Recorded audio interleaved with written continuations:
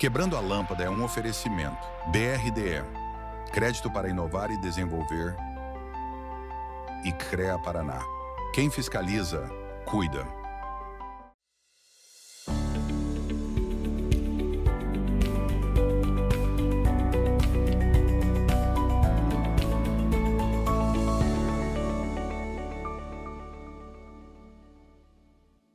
Tudo bem, meus nobres? Começa agora o Quebrando a Lâmpada, o programa que fala sobre inovação e cases de sucesso para quem quer pensar fora da caixa e transformar ideias em realidade.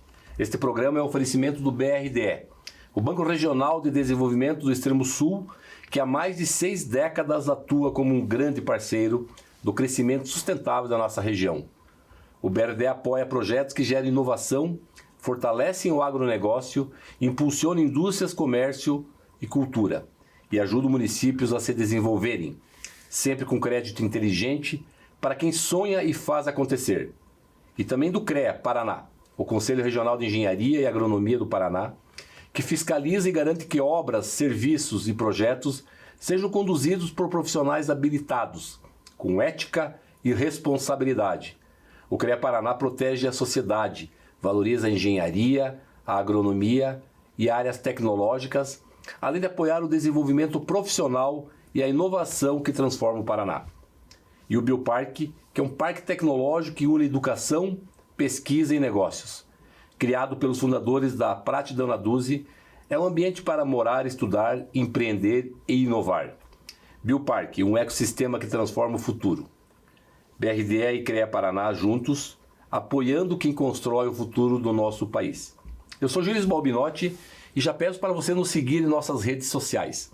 No Instagram, acompanhar o nosso canal no YouTube, no Spotify e não perder nenhum conteúdo exclusivo do programa. A palavra que define o nosso episódio de hoje é inovação e transformação digital. E por isso estou aqui com Alexandre Conte, o gestor de marketing, professor, agente de transformação digital e podcaster, com mais de 20 anos de experiência no mercado ao longo de sua carreira. Tem se especializado em comportamento do consumidor, gestão de marcas e marketing digital, atuando em agências, startups e grandes empresas como a TOTUS. Seja muito bem-vindo, Alexandre Conte, no programa Quebrando a Lâmpada. Você que, pelo que a gente acompanhou e vem acompanhando na tua jornada, quebrou muitas lâmpadas e transformou ideias em ações concretas e inspiração para o público do Quebrando a Lâmpada. As pessoas precisam ser inspiradas. Obrigado pela tua presença aqui. Já te passando a palavra para que ter essa tua primeira fala, falar um pouquinho mais do Alexandre, falar do Alexandre empreendedor, do Alexandre inovador, quiser trazer algum fato curioso da sua infância e da sua adolescência também, já que as crianças nascem cientistas e nascem inovadoras, né? Como é que foi tudo isso? Seja bem-vindo. Obrigado, Gilles, obrigado pelo convite, a oportunidade de estar aqui, estar falando com a sua audiência, de a gente fazer esse bate-papo aqui, e acho que essa é a grande provocação, a gente trazer inspiração. Né? A gente mostra os caminhos. Uma das minhas carreiras é de professor, de educador, então eu digo assim, transferir o conhecimento é parte da solução. Outra solução é criar instigar uma motivação do aluno querer buscar mais, querer buscar novos horizontes, né? E depois a gente vai falar aqui um pouquinho de carreira, e eu digo que eu aprendi a estudar quando eu fiz mestrado. Aquela coisa de sentar, de estudar e olhar cientificamente para as coisas, e hoje a gente coloca isso no mercado de uma outra forma que precisa de profissionais cada vez mais habilitados em buscar conhecimento. Né?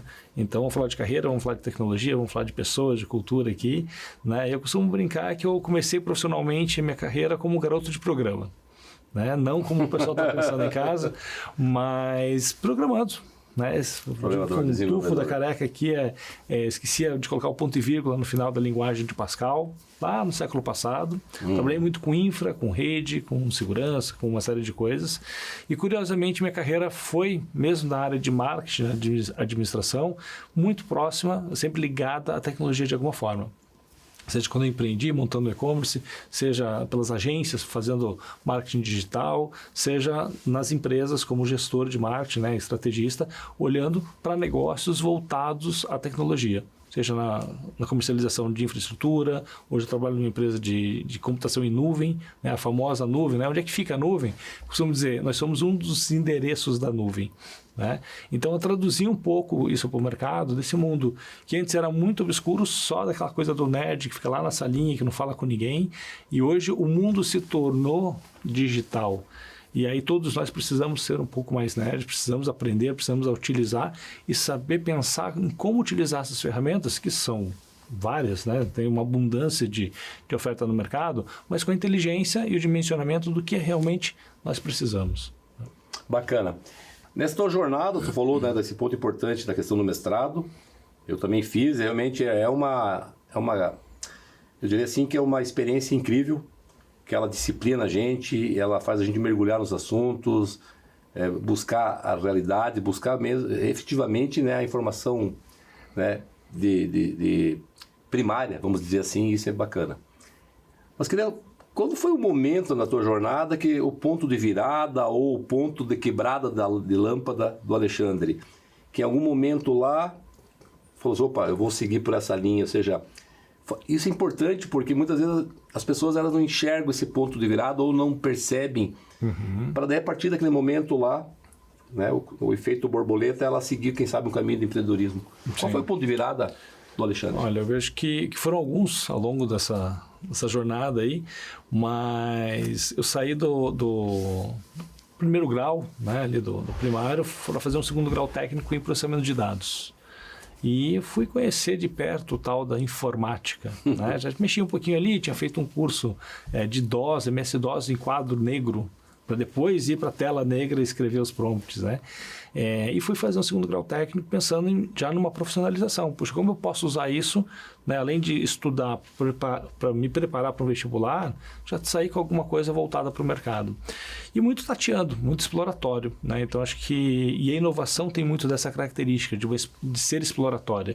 Tem um pouco de tentativa e erro, né? E o segundo grau foi assim, puxa, é oportuno eu trazer algo profissionalizante junto com o ensino geral. E dali eu fui para a faculdade, fui fazer desenho industrial, ou seja, nada a ver com tecnologia especificamente, numa visão ainda romântica, queria trabalhar com computação gráfica, com, né, as produções de comerciais, cinema. Só que nesse meio tempo, nesses 3 anos de segundo grau, entendendo mais de perto a tecnologia, começou a pulsar uma paixão ali que falei, poxa, eu quero mais, né? E minha primeira experiência profissional foi no Tribunal de Contas do Estado do Paraná, como office boy, né, trabalhando na área de RH, e ficava no 5º andar, no mesmo andar do CPD, do Centro de Processamento de Dados. Hoje tem esse nome bonito, né, a área de TI, né, Tecnologia da Informação, mas antes era o Centro. CPD. É o CPD, velho e bom CPD. E acho que a primeira virada-chave foi quando eu olhei aquela plaquinha e falei, poxa, eu quero trabalhar ali.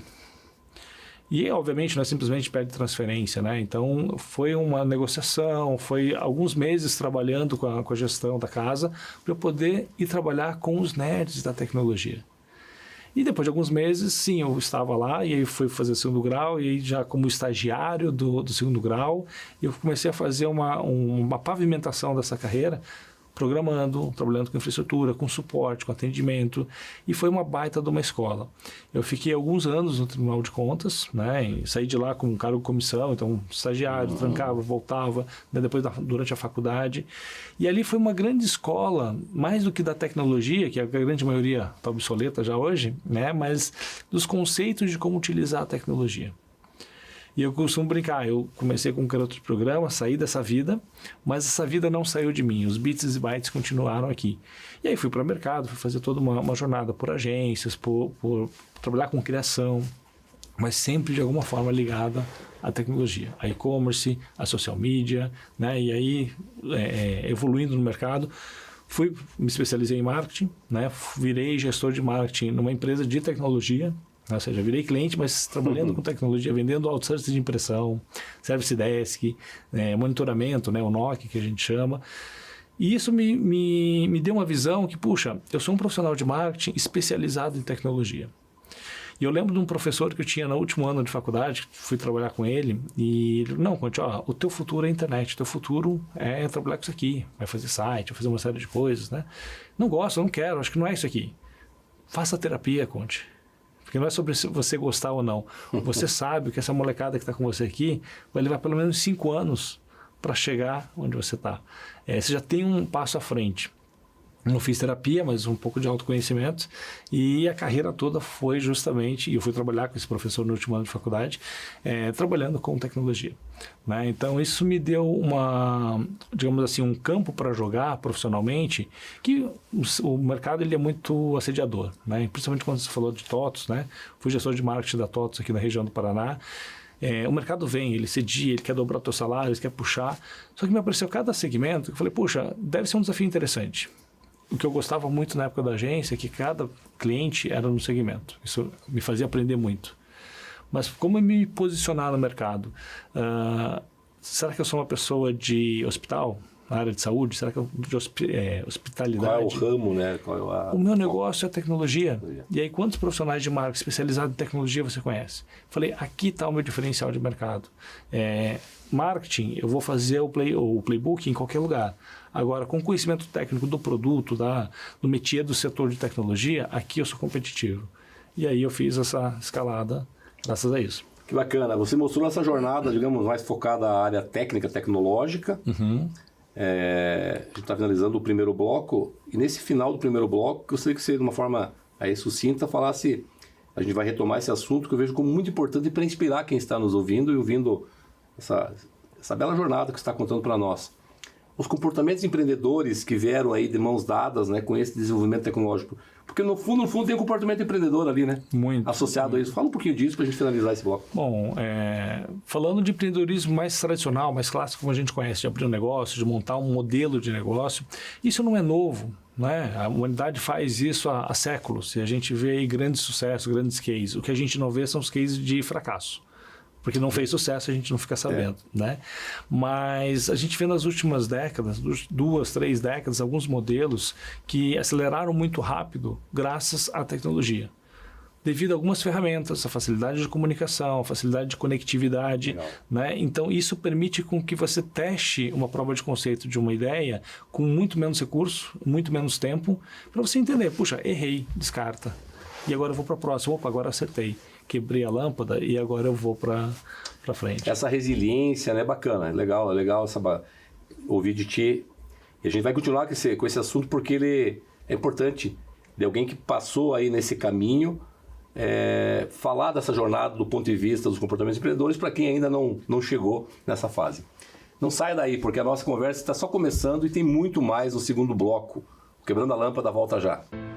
Cada vez que você volta do trabalho, que você se alimenta, cada vez que você viaja sozinho ou com a família, pega um ônibus, carro ou avião, sobe ou desce de elevador, cada vez que você pensa em qualidade ou na segurança de tudo aquilo que é produzido na cidade, no campo, nas indústrias ou em tudo ao seu redor, em cada um desses momentos, existe o trabalho de milhares de engenheiros, geocientistas e agrônomos que, em conjunto com o CREA Paraná, são responsáveis por produtos ou serviços cada vez mais presentes no seu dia a dia. Há 91 anos é assim. CREA Paraná. Quem fiscaliza, cuida.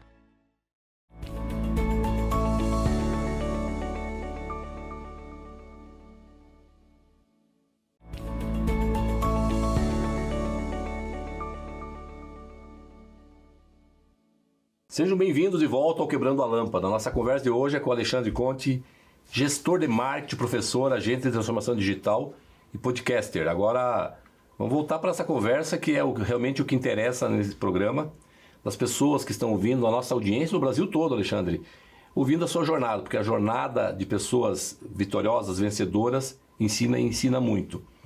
Tu falou uma questão no primeiro bloco que eu achei bem interessante. Tu falou do fracasso e muita gente não conta dos seus fracassos. O Alexandre já fracassou? E o que esse fracasso ensinou? Eu acho que eu vejo um ponto muito importante que as pessoas não têm que ter mais pudor de falar dos seus fracassos, porque eles ensinam muito, né? Excelente ponto, né? Se eu já fracassei, eu digo que diariamente eu fracasso, né? Então, a gente tem que pegar o Thomas Edison, né? Fazendo a alusão da lâmpada aqui. Quantos outros projetos de lâmpada ele fez para chegar na lâmpada do filamento incandescente que a gente conhece hoje?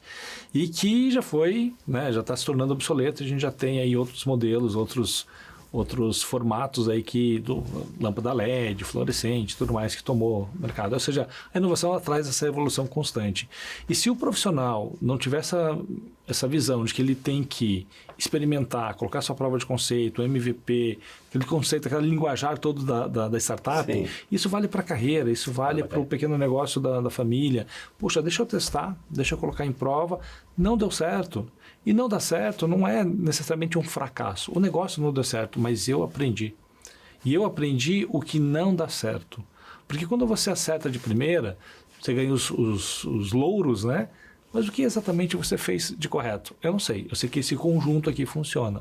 Provavelmente tem coisas que eu posso tirar e que vai continuar funcionando, mas não sei exatamente qual é a peça que é crítica. E quando você erra, você sabe exatamente por que você errou. Né? Eu já empreendi, bacana, já tive um e-commerce que deu certo, começou a escalar e por algumas situações eu tive que desligar ele. Estava improvisado num momento que eu não poderia dar tanta atenção. Então como é que eu estou empreendendo num negócio que é um terceiro, quarto negócio e que precisa de atenção e eu não posso estar presente? E eu levo isso hoje, Gilis, para dentro da sala de aula. Vira caso de estudo, porque a gente estuda o que dá certo. A gente vai olhar grandes marcas que deram certo. Vamos olhar a pequenininha do professor aqui que por algum motivo deu errado, para que outras pessoas não cometam o mesmo erro. Porque é muito mais rápido, muito mais barato, eu diria até que muito mais inteligente você aprender com os erros dos outros também. Também. Bacana ouvir isso do Alexandre. Mais ou menos assim, né, Alexandre? Erre rápido. Exato. Não tem problema você errar, mas erre rápido para você voltar a acertar. E aqui eu queria olhar para você que está assistindo, na nossa audiência em todo o Brasil, ser resiliente ao fracasso. Eu vou fazer alguns comentários, gostaria que você falasse. Excelente. Nós temos que ter a cultura do fracasso. Ninguém acerta tudo o tempo todo. Eu costumo falar até que o fracasso não é diretamente um fracasso. Você errou porque na verdade não é um erro. Na verdade você fez da forma diferente, não daquela que você esperava que fosse. Uhum. Então, como foi diferente, não atingiu o que você imaginava, vamos fazer de novo. O Thomas Edison me falaram que foram 133 vezes até ele chegar no modelo final da lâmpada. Mas enfim, e essa cultura do fracasso não é importante ter? Permita o fracasso, que a hora que você começa a coibir o fracasso, as pessoas param de criar. Faz sentido isso? E se você me permite, eu vou fazer uma alusão aqui a esse tema fantástico, né? O título eu acho muito criativo. Parabéns, legal, né? Pelo título. Quando você está numa empresa, junto a uma equipe, vamos fazer um brainstorm. O que é um brainstorm? Aquela tempestade de ideias, né? Vamos debater. Quem quer dar a primeira ideia? Eu não tenho um parâmetro, eu não vou dar uma ideia estúpida, idiota aqui, poxa, o que vão pensar de mim? Se desapega do ego, deixa na caixinha e deixa de lado, coloca a ideia, mas eu não tenho a solução. Se alguém tivesse a solução, não precisaria da reunião de brainstorm. Ou seja, são pequenos fragmentos. Traz a sua ideia. Ah, mas é muito caro. Ah, mas é inviável. Ah, mas isso não vai resolver. Coloque seu fragmento de ideia. Porque isso vai inspirar uma outra pessoa a complementar, a corrigir e coletivamente a ideia vai ser moldada. E o erro é mais ou menos isso. Puxa, eu tenho uma tentativa, mas ela não é suficiente. Mas eu aprendi o que dá certo e o que não deu certo. E agora eu vou fazer de novo. Né? E você vai fazendo uma construção. Assim como no brainstorm, muitas vezes na hora de empreender a pessoa, não, Deus o livre, eu não posso errar.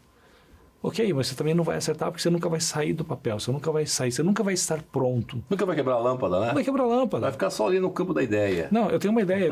Ok, ideia não vale nada. O que vale é a implementação da ideia na prática. Sua ideia pode ser genial. Você pode patentear, você pode registrar, protegeu ela, mas colocou em prática. Alguém comprou por a ideia, a sua ideia.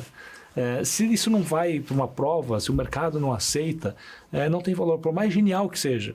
As pessoas precisam entender e elas precisam demonstrar para você que elas toparam, que elas curtiram, que elas querem mais sobre essa ideia. Né? Então, experimenta, começa pequenininho, mas começa a fazer um movimento, saia da inércia. Faz o MVP, né? O mínimo produto viável. Acredito que a gente tem que falar. Tem que ser educativo, mas tem que ter a explicação. Brainstorm, eu tive um bom tempo atrás, fui fazendo no FDG, né, com o Vicente Falcone Campos, Papo da Qualidade, tiozinho fantástico. E daí ele falou em fazer o brainstorm lá em Minas Gerais. O brainstorm chama-se Torró de Parpite. Excelente. Então, o Torró de Parpite lá no sentido... E uma das regras é essa, fale. Se tu vai aproveitar ou não é outra história. Exato. Outro ponto que eu vi de você também dentro desse contexto, que é comum ouvir assim, pá, ó a ideia do Alexandre. Mas eu tive essa ideia, mas não implementou. O Alexandre implementou.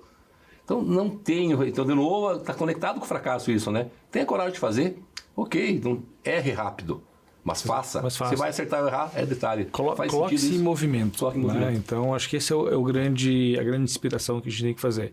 Você nunca vai estar pronto, você nunca vai se sentir pronto, por mais que a gente tenha aquela síndrome do impostor. Porque quanto mais você sabe sobre um assunto, mais você se especializa, mais você entende que existe um universo maior do que você sabe e que você não é a pessoa mais preparada para isso. E isso mata o empreendedorismo, mata a inovação, porque eu não sou capaz. E aí eu tenho um amigo que virou cliente um tempo atrás, aí ele falou, puxa, Conte, trabalho com treinamentos, trabalho com gestão, liderança nas empresas, com capacitação, e eu, de forma não pedante, poucas vezes eu tive que me anunciar, eu tive que prospectar cliente.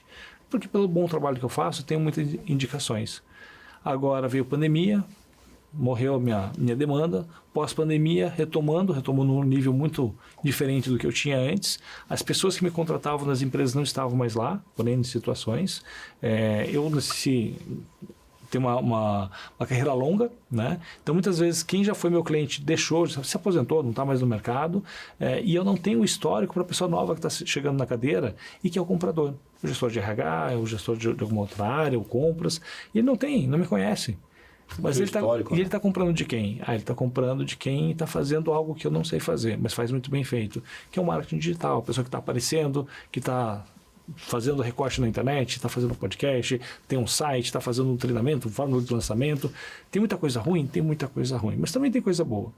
Ele fala assim, eu não sou capaz de julgar o outro se é melhor ou não do que eu, mas eles são melhores do que eu na sua divulgação. E aí eu perco o negócio, por quê? Porque eu não estou fazendo o que eu muito tempo deixei para fazer depois, que era aprender a falar com a câmera, aprender a olhar dentro do olhinho da câmera, que não balança a cabeça, não pisca, não faz cara de caneca, né? E eu tenho que ir para o vídeo. E aí a gente montou para ele ali um podcast, para que ele tenha um veículo próprio, para ele expor o conhecimento dele, chama o presidente da empresa, depois da gravação, quero fazer um treinamento com você. Quero que você conte isso lá para a empresa. E voltou a ter uma escala de demanda enorme, porque começou a fazer o que ele antes até então não fazia. Que bacana, dar publicidade, né? A gente vai falar sobre isso. Exato. Mas antes de entrar nessa questão da tua jornada, como tu chegou no marketing, tu passou em diversas empresas e veículos, enfim, eu queria ouvir um pouquinho de você isso, mas antes eu queria fazer um comentário e ouvir a sua opinião. A primeira, as pessoas muitas vezes se auto-sabotam, né? Essa questão de não empreender, não querer quebrar a lâmpada. Ela se auto-sabota. Então, essa cultura nós temos que quebrar, né? Talvez pelo medo de fracassar. Porque, quem sabe, ela foi criada um mindset do julgamento, do dizer, não, isso eu errar. E aí eu queria que você fizesse um comentário sobre essa frase. O bom inimigo do ótimo. Às vezes a pessoa quer fazer algo ideal, mas nunca faz. Faz o protótipo. Faz o bom ali. E depois tu vai melhorando ele, né? Posso falar marcas aqui? Né? Sim, por favor. A Stone tem um valor na cultura deles que é muito interessante, né? Que eles fazem o upgrade do... Como é que é? O feito é melhor que o perfeito, mas não precisa ser, não pode ser mal feito. Ou seja, se dedique, faça bem feito dentro da sua limitação, da sua capacidade, e ao fazer, é melhor do que aquela ideia perfeita que nunca saiu do papel. Né? Dê movimento, dê saída para... Extravase as suas ideias. Né? Nem que seja puxa, eu vou fazer isso dentro de um condomínio.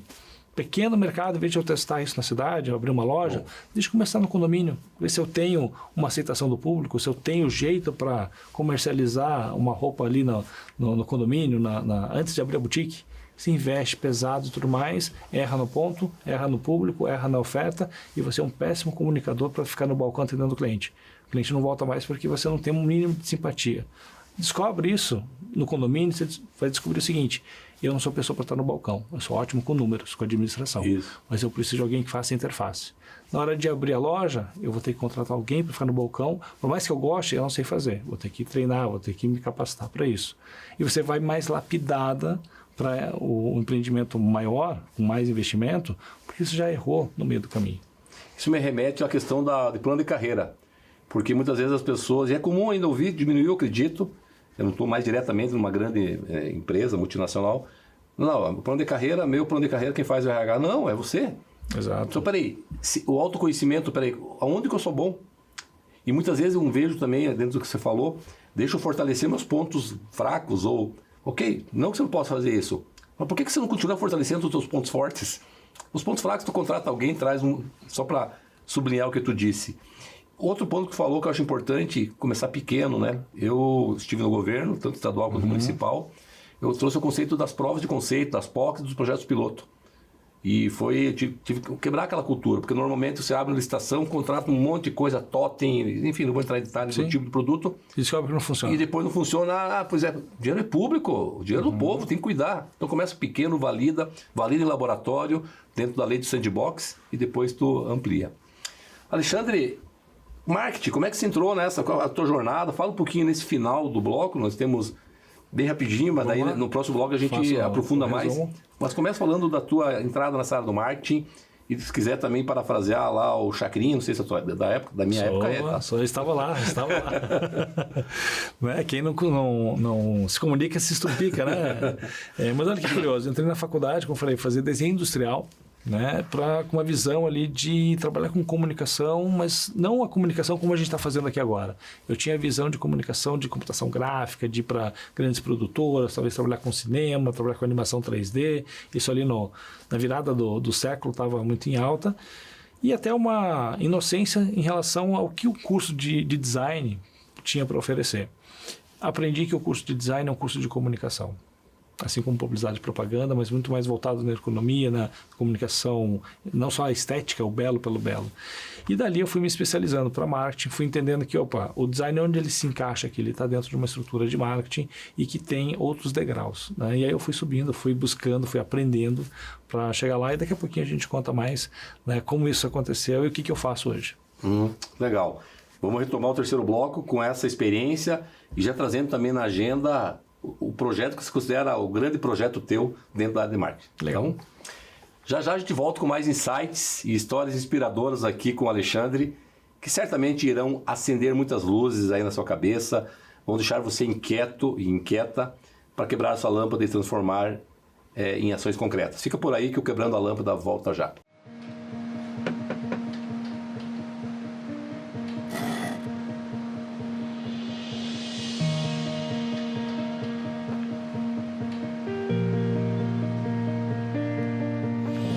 É bom saber que nos momentos que mais precisamos, temos o parceiro certo. Ou mais de um parceiro, né, filhão? BRDE, o banco que está sempre um passo à frente, é o mesmo que está sempre ao seu lado.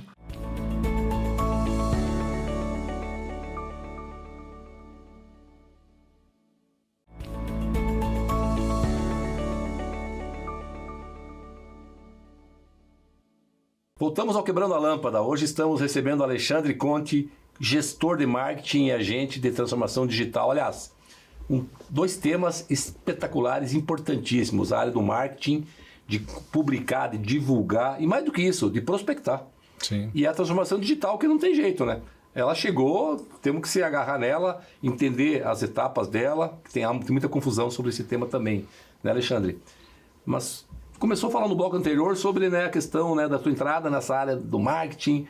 Fala mais sobre isso, dos teus projetos vencedores. Por favor, fala dessa tua experiência nessa área tão importante. A gente falou um pouquinho no outro bloco, né, sobre aquela coisa do estudante, descobrindo o curso, entendendo o poder da comunicação, se especializando em marketing. Mas o que me pegou foi quando eu sentei do outro lado da mesa, deixei de ser fornecedor, prestador de serviço, de agência, e eu virei cliente. E aí eu tinha que olhar para a estratégia de longo prazo. Eu tinha que olhar para a empresa num conjunto de fatores. Onde aquela campanha da agência, aquele job pontual do freelancer, ele é apenas pequenos detalhes numa construção muito mais longa. Né? E aí eu me apaixonei por essa continuidade, pela estratégia de longo prazo.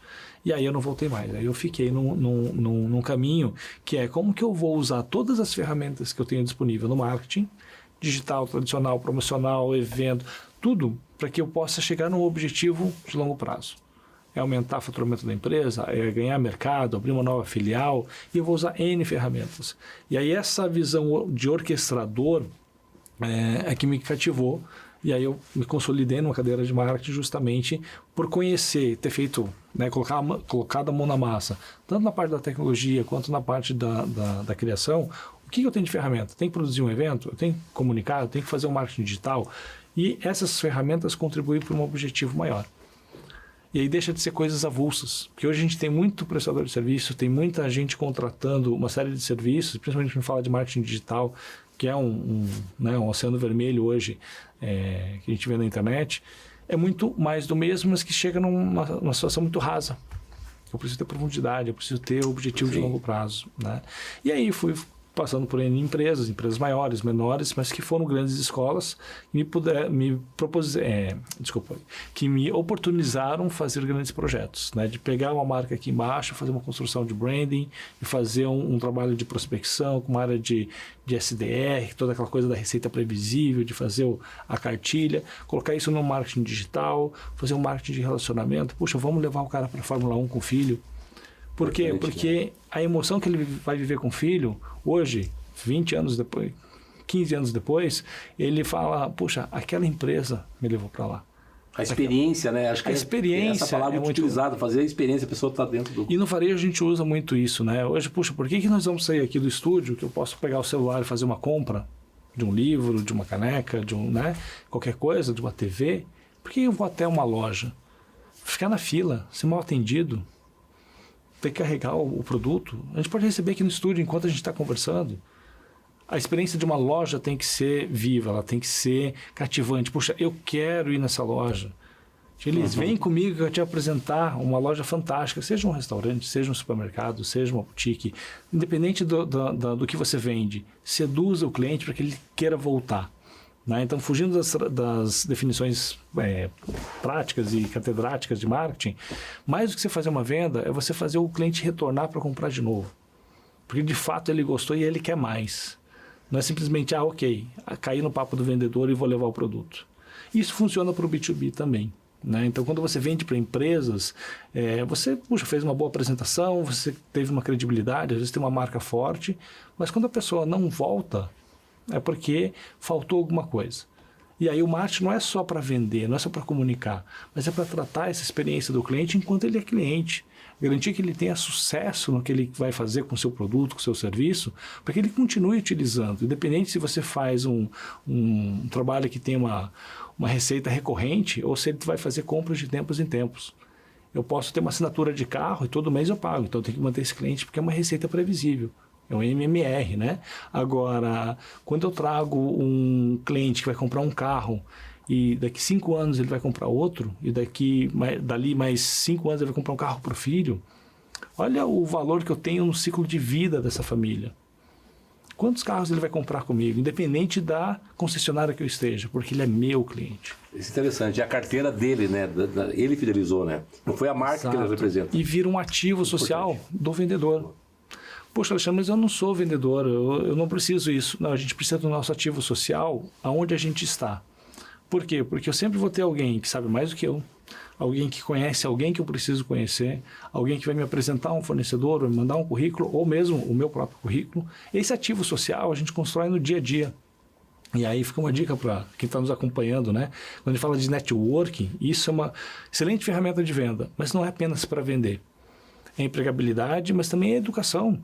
Poxa, com quem eu vou sentar para almoçar e trocar uma ideia sobre um problema que eu estou vivendo na empresa?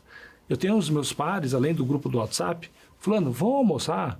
E o que eu quero saber para ele? Como é que você resolve isso com a sua equipe, que é 3 vezes maior que a minha? Me ensina a fazer bem feito o que você sabe fazer. Então isso é um ativo que vale e nos valoriza como profissional, porque eu tenho uma capacidade de entrega maior. Né? Então, saber investir na sua fala, na sua apresentação, no seu network, no seu relacionamento com o mercado, isso vai te posicionar independente da atividade profissional que você faça. E isso vale para a carreira. Isso é para você falou de plano de carreira. Como é que eu vou construir onde eu quero chegar daqui a 10 anos? Quem eu preciso conhecer? Quem eu preciso ter ao lado para me ajudar nessa caminhada? Por N fatores. Fornecedores, inclusive, de jornadas, de experiências né, de vida. Exatamente. A gente fala do fornecedor, pensa que ele vai te entregar um produto. Não, é o café que tu falou, né? Então, até que tem aquele estudo que foi se baseado no Empretec, são as características empreendedoras. Lá fala de rede de contatos, fala do planejamento, do estabelecimento de metas. Bacana. Né? E assim, você que está nos acompanhando, ajude, receba, ouça, contribua, forneça, porque a verdadeira relação de network está aí. Não é você ter uma lista de contatos para quem eu posso ligar e pedir favor. Em quais agendas de contato você está para essas pessoas que você está ligando? Quem sabe que é você que está ligando, não é um número desconhecido. E mais importante, quem está disposto a te ajudar? Você já ajudou alguém no passado? Eu estava numa marca forte, porque todo mundo queria me assediar. Eu falava não para todo mundo. Ok, hoje você não está mais. E você tem um amigo numa marca grande, e aí? Poxa, ele não vai lembrar de você porque você não ajudou ele quando precisava. Então, qual é? E aí não é questão de dar preferências, é questão de você trazer o cara para o jogo, coloca uma proposta, olha, eu vou contratar o que você faz, participa comigo. Nem sempre você vai fechar com aquela pessoa porque é seu amigo, mas traz a pessoa para o jogo.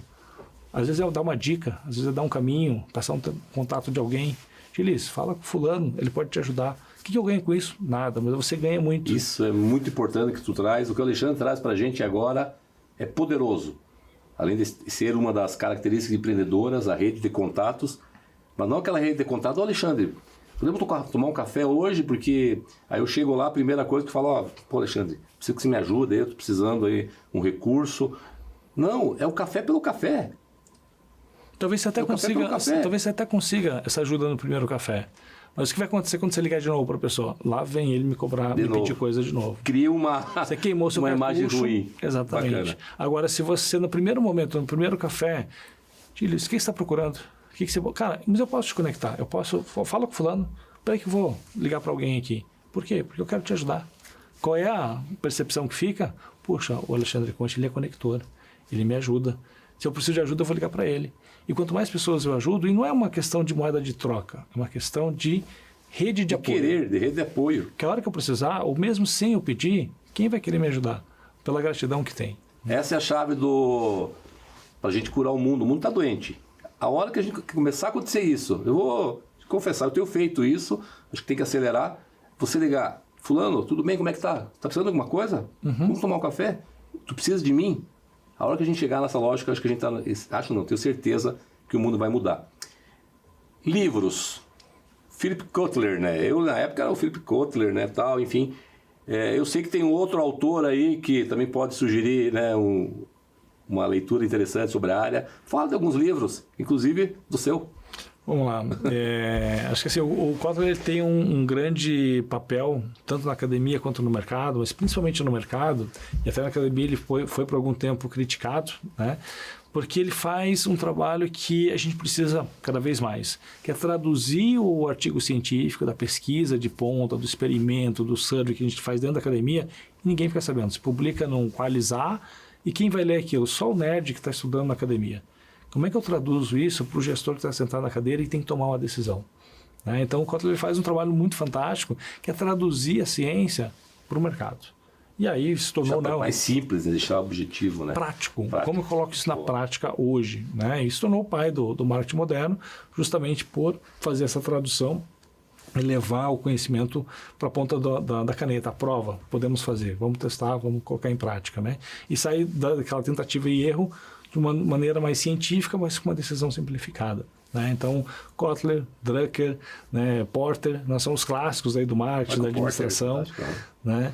E tem um livro que eu gosto muito, que é de um jornalista, né, britânico, que é o Desafiando o Talento. Falo muito dele já há algum tempo, porque ele fala assim, puxa, como é que o livro nasceu de uma conversa dele com o prefeito de uma cidadezinha da Nova Guiné, andando na praia, que perguntou para ele, por que vocês ingleses chegaram aqui? Por que nós não colonizamos a Europa? Ele esboçou uma reação, não sei, passou 10 anos pesquisando, escreveu o livro Desafiando o Talento, para mostrar assim, o quanto a gente tem de habilidades que são dons divinos, aí vai das crenças, das análises, mas eu tenho habilidades. Agora, se eu não tiver uma prática deliberada para fazer isso, eu não consigo sair digamos assim, me tornar um outlier. Eu tenho que praticar o que a gente está fazendo aqui, uma conversa. A câmera está gravando. Será que estão gostando? Será que eu estou despenteado aqui, Gilles? Eu não sei como é que eu estou. É horrível falar com a câmera, até que você aprenda. E aí você olha para a câmera, você abraça a câmera com os olhos e você perde, né, aquele medo de falar com a câmera. Mas se você não praticar isso de forma deliberada, você não cria essa habilidade para se tornar exponencial quando todo mundo só faz um pouquinho mais que o comum. Né? Então, prática deliberada é o grande desafio aí desse livro do Desafiando o Talento. Você é alto, jogava basquete na escola? Vôlei, porque tinha uma vantagem biológica. Poxa, eu não era tão alto, eu não tinha essa vantagem. Mas se você não simplesmente... Aliás, se você chegar simplesmente para jogar vôlei e jogar mais vezes do que eu, você vai ser melhor do que eu. Agora, para você ser um excelente, você tem que passar mais horas treinando saque, treinando bloqueio, treinando agachamento, fazendo uma série de fundamentos. Repetitividade, né? Para fazer de uma forma consciente. Né? O Michael Jordan fala isso, né? Eu não lembro o número. Não sei quantos milhões de arremessos que ele treinou. É muito legal a história do Michael Jordan. E tem uma biografia muito bacana, porque ele é um cara que ele entendeu, e ele foi o grande pivô da mudança da NBA. Porque eu venho aqui para dar um espetáculo. Quem paga ingresso, ele quer ver um espetáculo, não quer ver um time ganhar do outro. Né? E ele fazia essa prática deliberada, ele jogava numa posição, jogava em outra para poder mudar. Fechando o conceito do livro, né? O professor Nascimento já passou por aqui, né? Sei que foi um dos teus entrevistados, e a gente tem um projeto muito bacana que é um grupo de networking chamado The Masters, onde a gente já fez curso de pós-graduação para grande instituição de ensino, e a gente escreveu 2 livros, estamos indo para o 3º, que é o Entre Drones e Dinossauros. Né? É uma coletânea de vários amigos, vários especialistas em várias áreas, onde a gente traz esse conhecimento prático para traduzir, cada um na sua área de conhecimento, para o gestor de mercado, ou para o novo empreendedor que está começando sua carreira, como que ele vai crescer, com a experiência de vários dinossauros como nós, né? Mas com energia de drone, querendo colocar. Eu estou com o livro lá, tá? Estou começando a ler ele. No último bloco, se puder falar um pouquinho aí, com esse foco na tua expertise, na tua contribuição, por favor. Combinado. Fica por aí. Vamos para o nosso próximo bloco. Infelizmente vai ser o último bloco dessa conversa inspiradora, fantástica, com mente brilhante e com essa pessoa super empreendedora, inovadora, o Alexandre. O programa Quebrando a Lâmpada volta já. O Banco Regional de Desenvolvimento do Extremo Sul, o BRDE, e o programa Regenera RS firmaram uma parceria que pode alcançar R$1.600.000 em iniciativas de regeneração social, ambiental e econômica no Rio Grande do Sul. O programa, chamado Trilha Rio Grande do Sul, selecionou 19 projetos que vão desde oficinas de agroecologia para crianças até laboratórios comunitários de reciclagem e capacitação de negócios periféricos. A proposta é simples e poderosa: melhorar o ambiente local para gerar uma mudança global. A ação funciona no modelo de match funding. A cada R$1 arrecadado por um projeto, o Trilha RS investe mais 2, um do Regenerar RS e outro do BRDE, triplicando o valor das doações. Os projetos agora passam por um ciclo de capacitação e arrecadação na plataforma Benfeitoria. As campanhas seguem até 20 de dezembro e a implementação deve começar antes de março de 2026. Uma parceria que mostra que reconstruir o Rio Grande do Sul é um trabalho coletivo.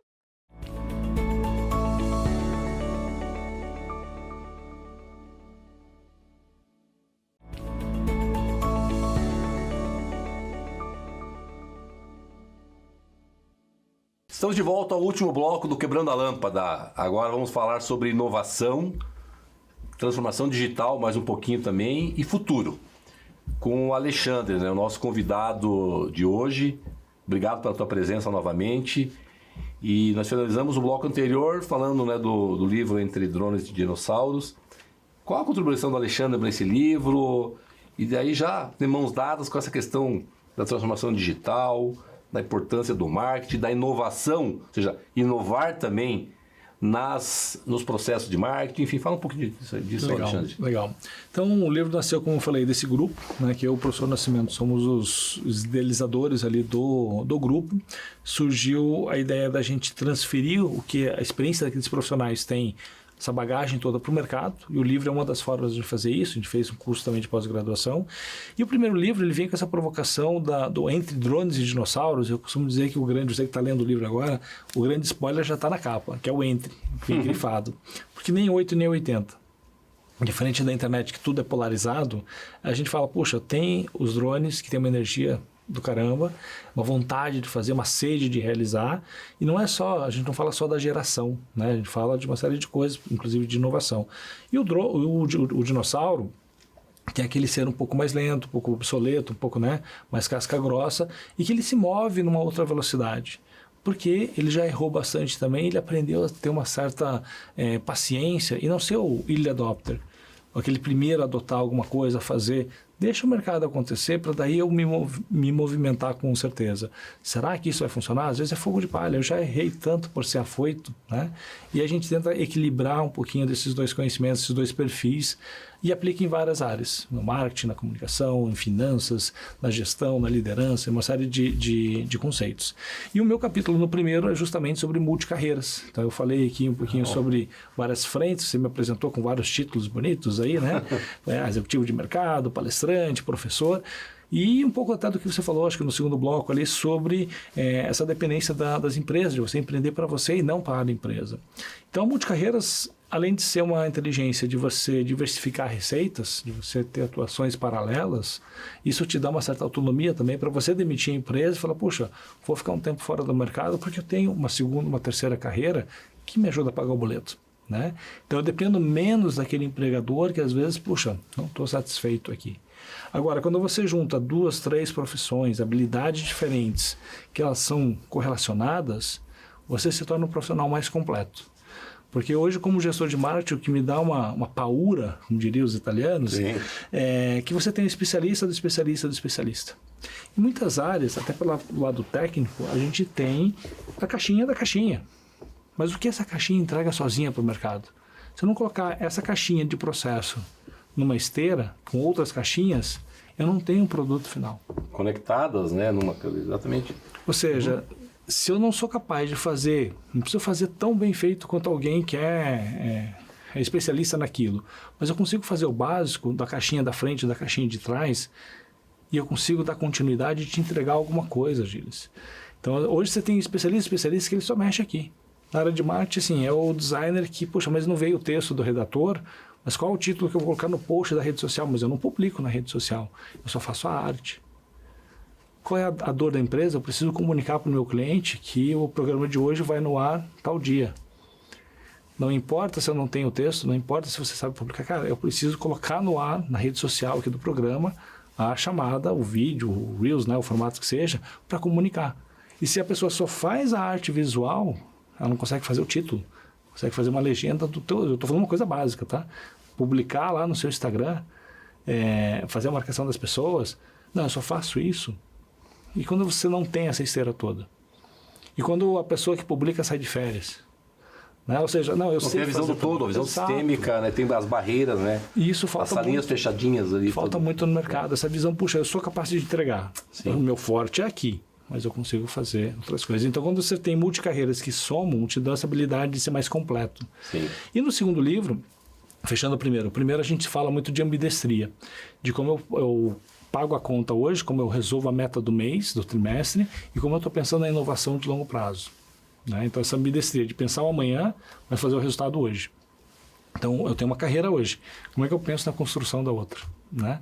Porque eu vou começar pequenininho, galgando, mas eu tenho a primeira que está me mantendo, não só apenas financeiramente, sim, mas no mercado, evoluindo, e ela subsidia o crescimento da segunda. Se eu tenho mais de 20 e poucos anos de mercado como marketing, porque eu comecei lá na virada do século. Agora, professor é um projeto depois, só tenho 10 anos de sala de aula. Poxa, mas só 10 anos? 10 anos é coisa. Mas ela foi a base para eu me tornar palestrante, que são menos tempo de mercado como palestrante. E podcaster e escritor, são carreiras novas que vão surgindo, mas que elas vão complementando uma a outra. Quando eu estou na sala, eu tenho que estudar para dar aquela aula, eu aprendo mais para levar isso para o mercado. Quando eu estou no mercado errando e acertando, eu levo essa experiência para dentro da sala de aula. Eu não me torno um gestor melhor, eu não me torno um professor melhor. Fantástico. Né? Então, essa soma é muito importante. E o segundo livro, a gente fala sobre mega tendências. Eu puxo a mega tendência para a área de marketing, já te dando essa visão de futuro, onde eu falo sobre centralidade humana, sobre a importância da gente valorizar o lado humano numa era que a gente vive com inteligência artificial, com automação, com grandes tecnologias, que sim, elas são muito importantes. Mas tecnologia é ferramenta. O conceito básico de qualquer tecnologia, seja um arado, seja uma inteligência artificial, ela é ferramenta. E ferramenta tem que servir ao quê? Dentro de um propósito. Tem que servir um processo. Lembra das caixinhas? Aqui eu vou colocar tal tecnologia para fazer bem feito, com mais precisão, para fazer com mais volume, mais velocidade. A tecnologia me ajuda a fazer bem feito aquilo que eu pré-defini a ser feito. Agora, Gilles, se eu não tiver pessoas que queiram fazer mais, queiram fazer melhor, não funciona. Né? Então, o processo serve às pessoas. A tecnologia serve aos processos. A base de tudo é pessoas. Empresas são feitas de pessoas para pessoas. Eu posso ter um monte de robozinho trabalhando no meio, ok. Mas eu tenho que estar centralizado, a minha estratégia tem que estar focada nas pessoas. A inteligência humana, ela tem que estar no comando da IA. A IH tem que estar no comando da IA. É isso que eu estou traduzindo o que tu me disse aqui agora.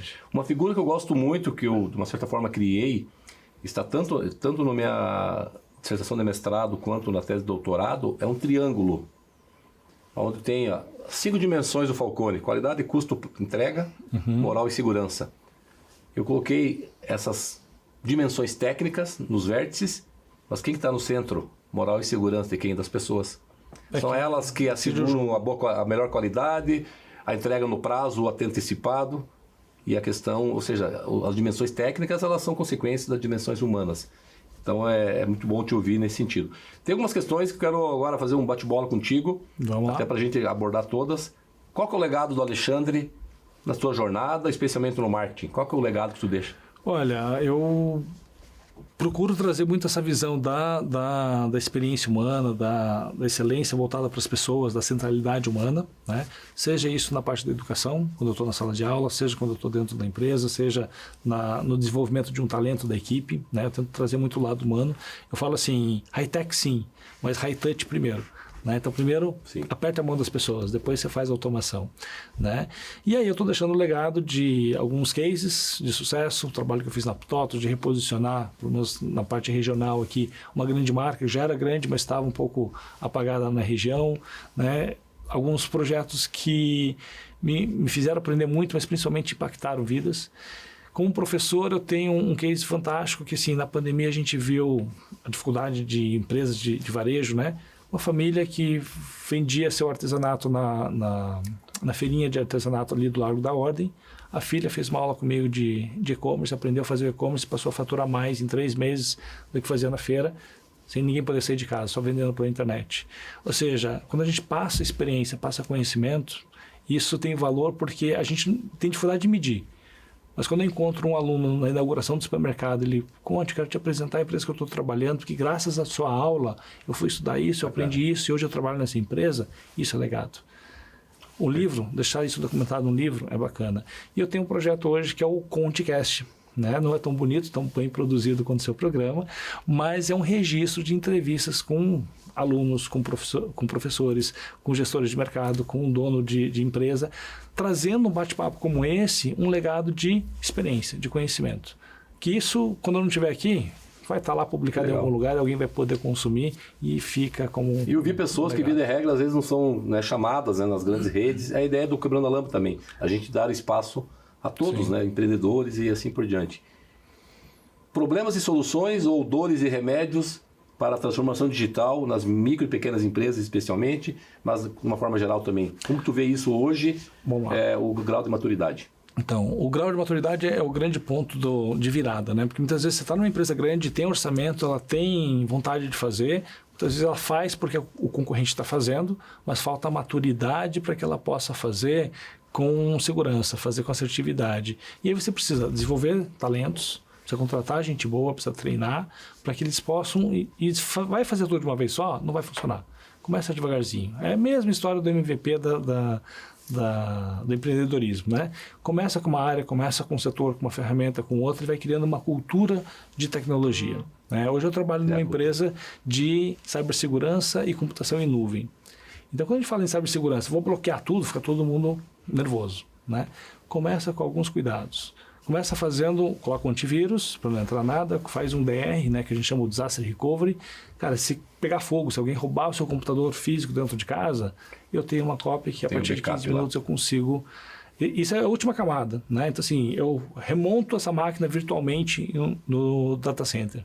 Mas eu tenho backup também. E agora eu vou pegar essa máquina e vou levar para dentro de um data center, mas não vai ter mais a máquina física aqui.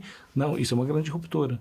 A gente começa devagarzinho, começa fazendo a proteção da máquina física. Daqui a pouco você começa a entender que é mais inteligente levar isso para um data center. E você vai aumentando a maturidade desse cliente com tecnologias complementares. Só digitalizar não é transformação digital, né? Não. Tem um mito aí. Alexandre, você nasceu em Curitiba? Sou curitibano, por incrível que pareça. Certamente tem um... É verdade. Não vou entrar no mérito. Certamente tem um Alexandre lá de 10, 12 anos. O que tu falaria para ele que tu, de repente, ou faria diferente, ou algo que tu fez quando tinha 10, 12 anos?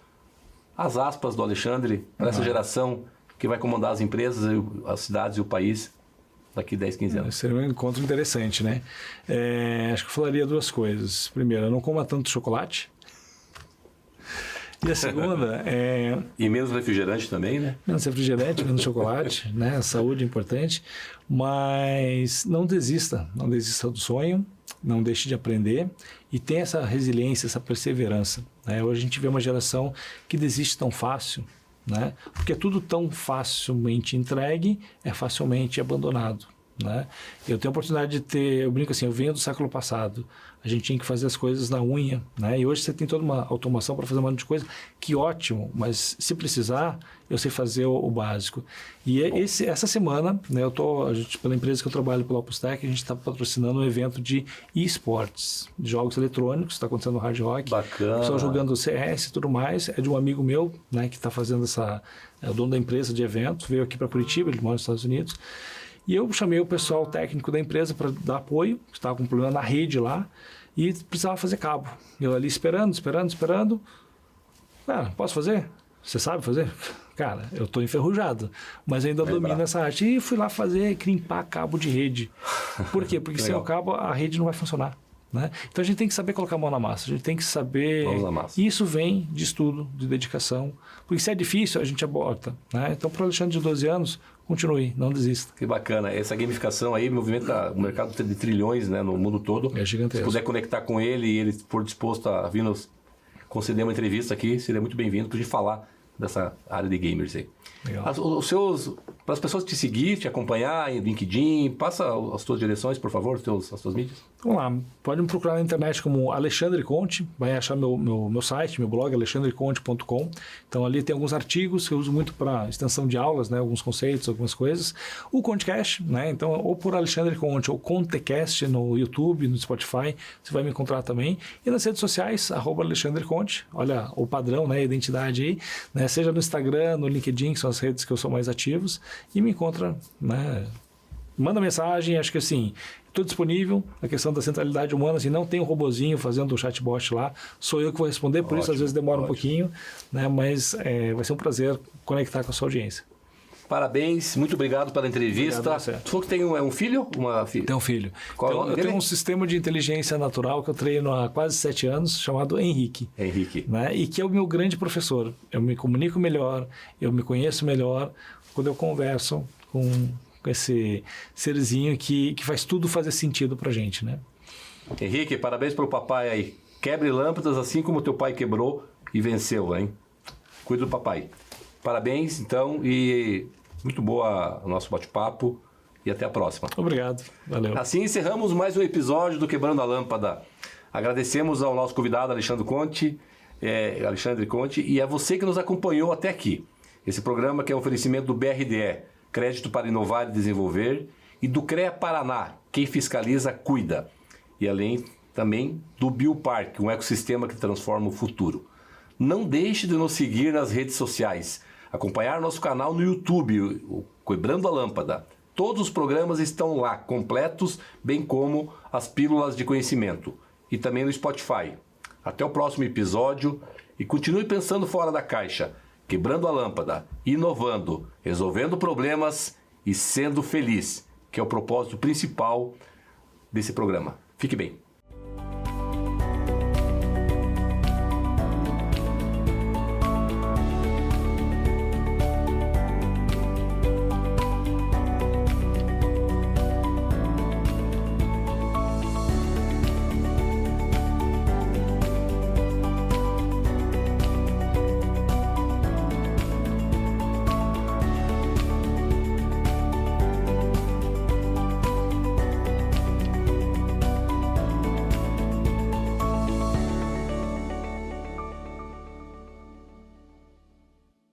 Quebrando a Lâmpada é um oferecimento. BRDE. Crédito para inovar e desenvolver. E CREA Paraná. Quem fiscaliza, cuida.